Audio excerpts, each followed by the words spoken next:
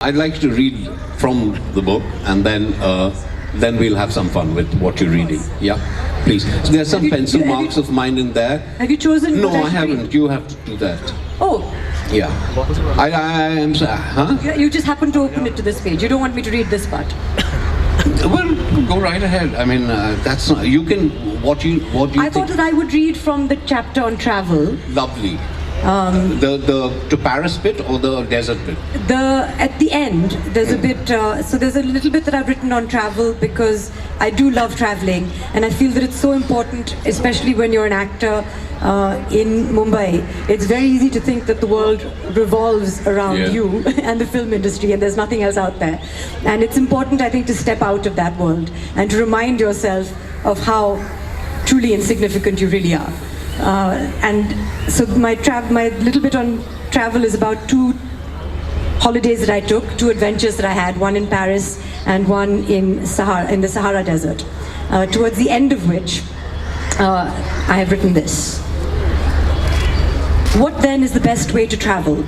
And must it involve risking one's life by dashing across busy motorways and or exposing oneself to potentially venomous insects as you lie shivering on the floor of a strange man's hut while waiting for the sun to come up?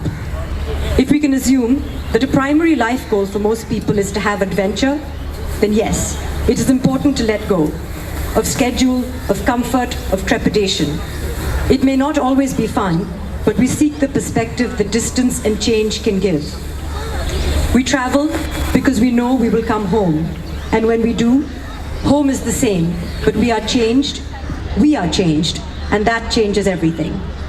When I look up at the night sky from my terrace in Mumbai today, it is not mundane and boring, but full of infinite possibility. It is, after all, the very same night sky that filled me with wonder in Africa. Travel has taught me many valuable life lessons, but the one that is most pertinent is of acceptance. I am following in the footsteps of superstars, and reprobation is an ever-present risk. It is not unusual for me to feel inadequate, to feel frustrated, to feel that no matter what I achieve, in comparison to my parents, my brother, I will always fall short.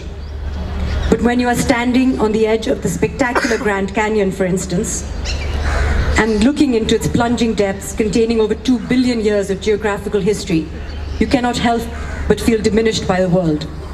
There is so much out there that is bigger than you, stronger than you, and that will endure long after you are gone. It inspires you to accept your flaws, your mortality, and the fact that not everything will bend to your will. If you really want to know what grounds me, a modern-day princess from a tremendously famous family, it is this awareness. Lovely.